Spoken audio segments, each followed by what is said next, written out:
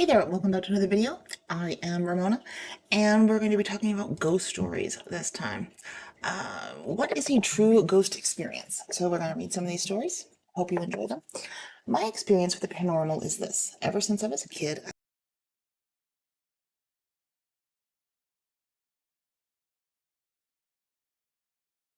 would get out and read any stories I could find. Of course, most stuff on the internet is fake, but the real ones, or at least the very well-written ones, were chilling.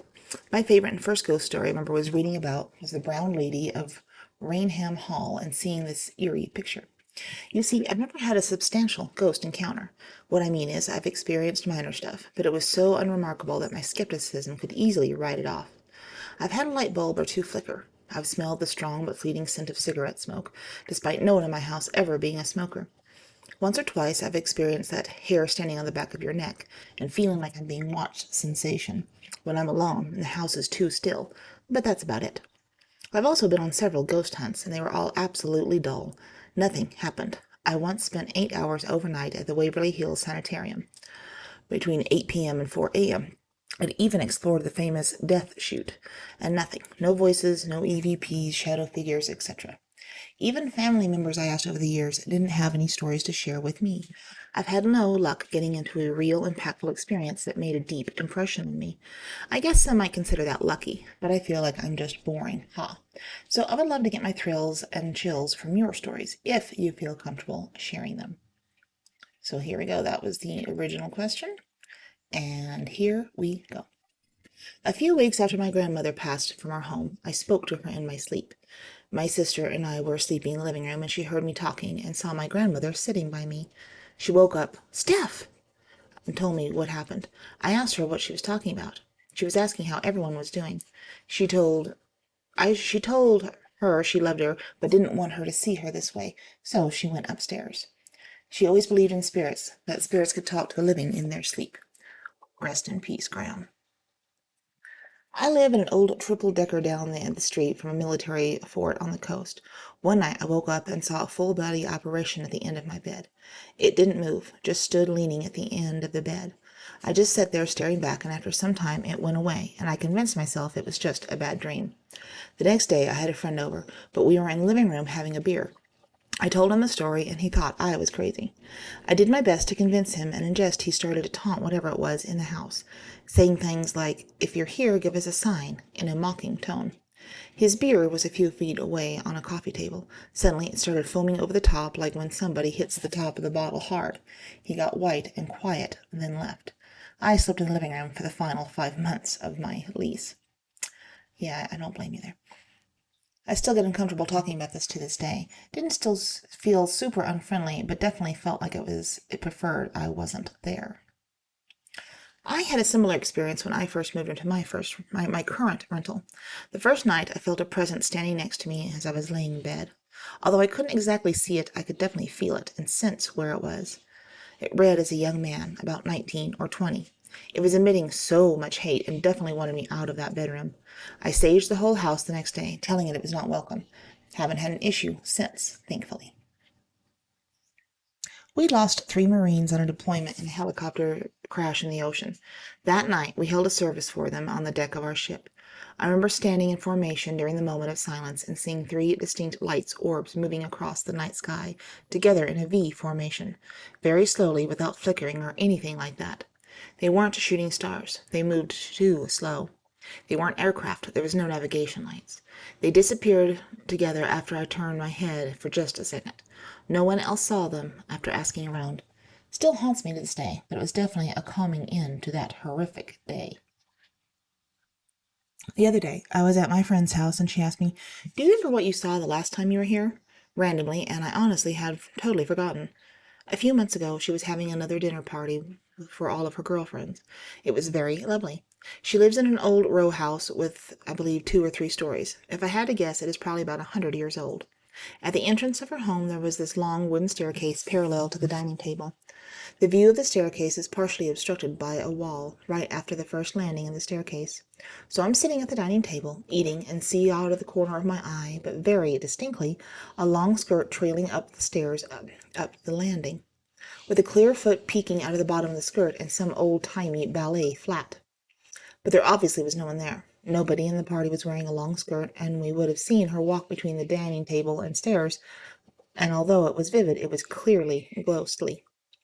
I had honestly totally forgotten about it, as it was startling but not scary. I actually felt calm. So when my friend asked me the other day when I saw it, she was very perturbed because her two roommates, on separate occasions, had since told her that they felt something in the house. One of her roommates was convinced it was a female presence. The most vivid ghostly encounter I've had. Real shitty rendition of what I saw. There was a picture of a ghost. I met a ghost under the Golden Gate Bridge. A date and I went to the North Tower to watch the sunset. You can walk down an incline and there are huge granite blocks left over the bridge construction. You can watch the fog roll in and hear the foghorns lay a long, low note. We were there until it got dark and then started walking back up to the car. I looked up and there was a man sitting on top of one of the blocks. He said hello and nodded.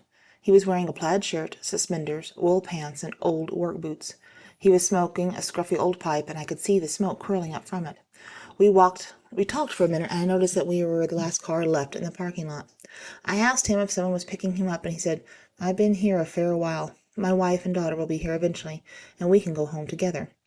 I asked him if he wanted a ride just to the south end of the bridge, and he smiled and said that he knew they'd be walking to meet him, and they would finish the trip together. I can't think of a worse place to walk. The Golden Gate Bridge is long, and it's freezing cold. It's a long, long drop to the water below. But he sounded firm, so I said, "Have a good night, then." About the time, I noticed that my date hadn't said a word. I look over, and he's frozen. Then grabbed my elbow and pushed me to the car. He hurt my arm, he pushed so hard. We got to the car, and he was really speeding. We crossed the toll plaza, and he started yelling, "Who the hell were you talking to? Are you nuts? What the fuck?" He was really panicking because he felt that something was very, very wrong. He hadn't seen the man. He saw me have a conversation with thin air. But he said the temperature dropped so much that he was shaking. He also said the air was electric, and he thought that if we didn't get out of there, we might be two of those people who just disappear and were never found. He saw a swirl in the air and smelled tobacco smoke on the breeze. I finally figured it out, at least in my mind. This was in the 1980s. The Golden Gate Bridge was completed in 1937, and quite a few men building it died. He probably was one of them. He was waiting for when his wife and daughter died, and they could meet with him again and go on, wherever that afterlife took them. I hope it was someplace beautiful. I never spoke to my date again. He called me Ghost Girl. I can't blame him. I'm a little older now and travel the world pretty extensively. I worked in a haunted hotel as the night security guard and never saw a thing. It was a very weird twist that one of my new young teacher friends had his bachelor party stay at this hotel. There I am 20 years later, actually as a guest in one of the rooms, where I have had my one and only ghost encounter. About half a dozen of us were having a beer or two in the early evening, broad daylight, in one of the rooms. There was a little odd storage door. In order to access the door, a latch had to be lifted off of its peg. They were drinking in a semicircle around the door when we hear a click and the door slowly swaying open. The latch on the door had been lifted off the peg and the door opened. Someone closed the door and relatched it with it, thinking nothing of it. A few minutes later, click, and the door slowly swaying open. The atmosphere of the room changed, and everyone closed the door and reset the latch. And someone did, sorry. Now, we were primed to see what was happening. In front of half a dozen eyes, the latch slowly lifted on its own, and the door slowly creaked open. Now, 6 dudes are like, WTF. We closed the door and reset the latch, and nothing happened. It's not a great story, but the kicker is 20 years before, when I was a security, a spooky old lady told me the room was haunted, and I swear I had not a single person in that room. As ghost stories go, it ain't much, but I saw the lich lift, and the door open all by itself in broad daylight. So did 5 other bros who were not looking for a supernatural experience. I've also had encounters near the Golden Gate as well. There was this trail going down this little cove on the Pacific side of the bridge in a place called Kirby Cove. It was really late, so that meant a stunning view of the city, but also meant we were alone. They were usually campers down there, but there wasn't camping season, so there wasn't too many people. The trees were pretty tall and narrow and creak a lot, which was creepy but not out of the ordinary. And I kid you not, people would walk in front of us and disappear behind trees. We would shine a light and see a reflective armband. We would walk between the tree, dead silent and still tracking it with a light, disappear, Then there would be footsteps or branches stapling underfoot. I think it's supposed to be stomping. And then there could be animals until you shine a light and see a full figure, but they were too far away. Then you would literally turn around and dissipate. I really rarely talk about this because it is so long ago and most people just look at you like you're a loon, but it happened, so here it is. Lived in a house right after my parents got divorced with my mom that was older but not super old. She was one of those main level it was one of those main level houses that had an upstairs apartment, which is where we lived. When I first moved in, I could always hear someone walking up the stairs that led directly to my bedroom door late at night. I always assumed it was my mom coming to check and make sure my TV was off, blah blah blah. This went on for a few months until I, an angsty teen, decided to ask my mom why she felt the need to walk up every night to make sure I was asleep, and that it was just, in fact, waking me up. My mother is a Southern belle, through and through, and has no reason to lie, especially about parenting, and told me she never once had done that. Mainly because she could see through the bottom of the stairs to the crack of the doors if my TV was on or not. This was WTF number one. Pretty much immediately after that, I went home alone on Sunday or Saturday, sitting in the living room on the first floor. I heard a sound from upstairs that I can only describe as Lucifer himself crawling through the rafters. I immediately ran upstairs and saw that anything that was on the counter was on my floor. Almost all at once, from the CD player to the bedroom to the soaps in my shower, everything was on the ground.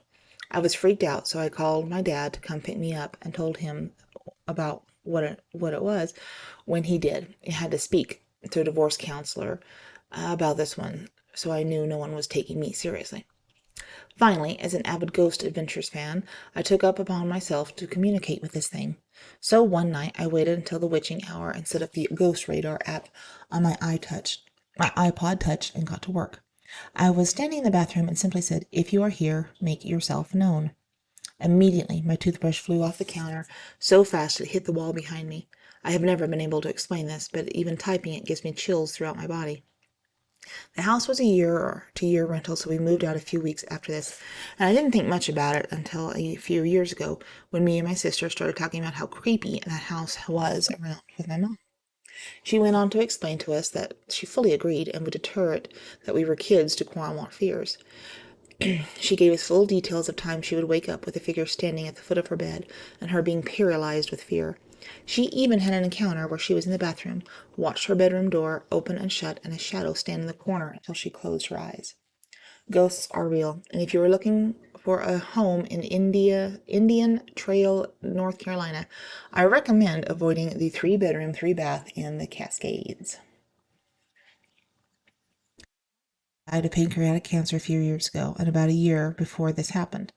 I was coming out of the bathroom in my mom's house, where I grew up, and also where he died. I saw a figure walking toward me, around the corner and into my parents' bedroom. It happened fast. I was baffled, assumed it had to be my husband, and my mind playing tricks on me, as both my husband and my father are about the same size. I stuck my head into my parents' dark bedroom and said, "Honey?" He answered back, "Yeah," from the living room.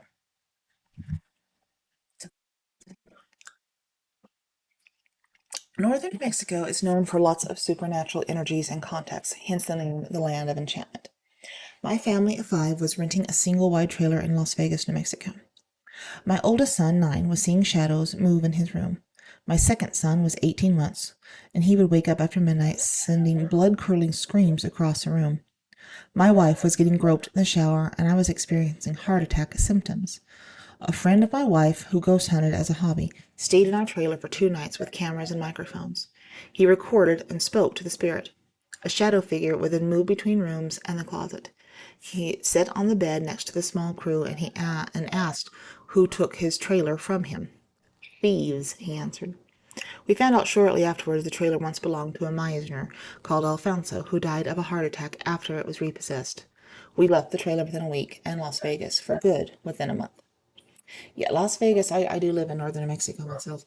There's a lot of history, let's just put it that way, in this part of New Mexico. I mean, honestly, I think New Mexico's got a lot of history and scary, whatever you want to call it.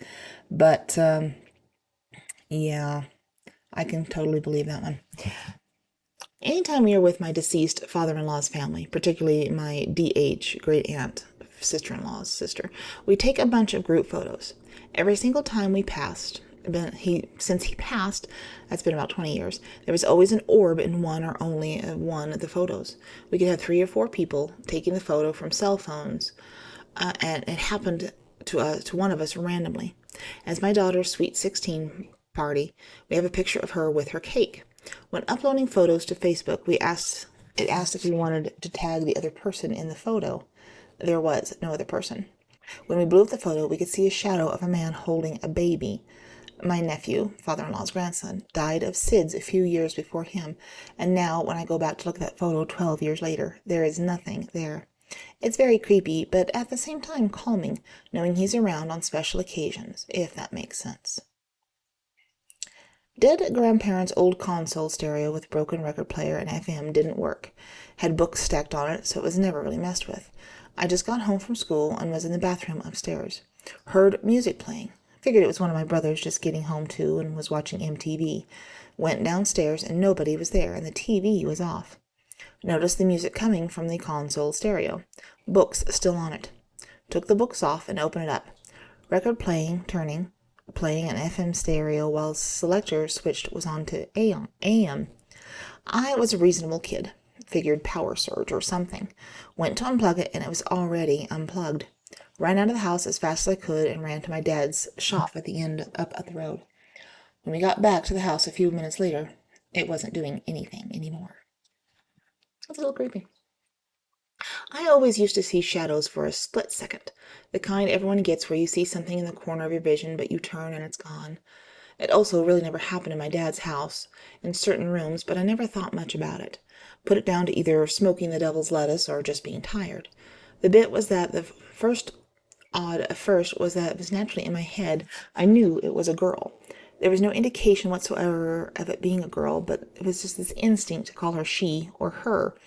Anyway, I noticed around my birthday that it would become noticeably more frequent, happening every day, multiple times, and up to this point I never mentioned it to anybody because it had never bothered me. And again, I thought it was just my mind playing tricks on me. I eventually mentioned it to my dad one day and said something along the lines of, "Do you ever see the shadow in the corner of your eye, but you turn and it's gone?" To which he just replied, "Yes." I then said, "I always see her run through the middle room towards the kitchen." And he went completely pale and said, "What do you mean, her?" This was when I realized I had no idea that it was a girl and no idea why I'd even thought that. My dad was visibly uncomfortable at this point, which is odd for him, but he doesn't really believe in that sort of stuff. I asked him what was wrong, and he told me that during my birth there were complications, and I was meant to have a twin sister, but she died hours after being born. He told me that as a toddler I would run around the house constantly as if I was looking for someone, and as I learned to talk, they would ask what I was looking for, to which I would reply, "Isabel." I don't remember any of that, but they eventually said I grew out of it. I do eventually remember always a consistent feeling that someone would be here who should be here wasn't here. I get that sounds weird, and I don't know how else to describe the feeling, but it's almost like a watered-down feeling of grief. Up until that day I mentioned it to my dad, I had no idea about any of this, but he told me it made me remember a time as a child I told my mother that I'd wished for a sister, and she broke down crying, but couldn't tell me why she was so upset. It stuck in my head and never made sense until then. Well, I hope you have enjoyed these true ghost stories brought to you by Reddit, the good people of Reddit. Anyway, so go watch another video if you'd like. There's plenty of them on this channel so far. And leave a comment, leave a like, maybe subscribe to the channel if you like anything that I'm doing here. And I'll talk to you next time. Bye, and thanks for watching and listening. Hey there, this is Ramona, and I'm going to shamelessly promote some of my products over from Amazon.com. This one is a bunch of coloring books. They're paper dolls to color because I combined a lot of my favorite things. I loved paper dolls as a kid. I never could get enough. I was always drawing my own paper dolls, my own paper doll clothes, all that kind of stuff. I also love to color because it's very relaxing and calming, and it's a good creative outlet.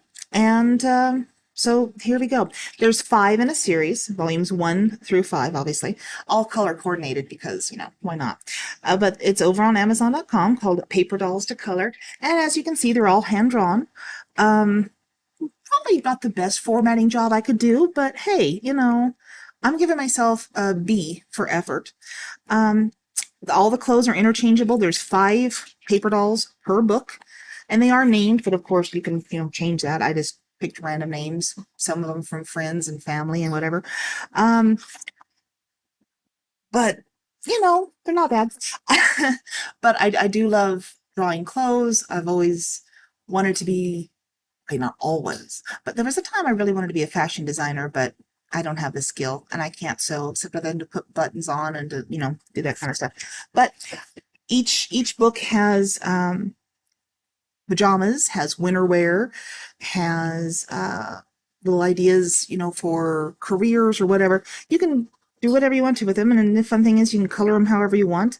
There's fancy stuff to wear. It's, my inner girly girl dream there.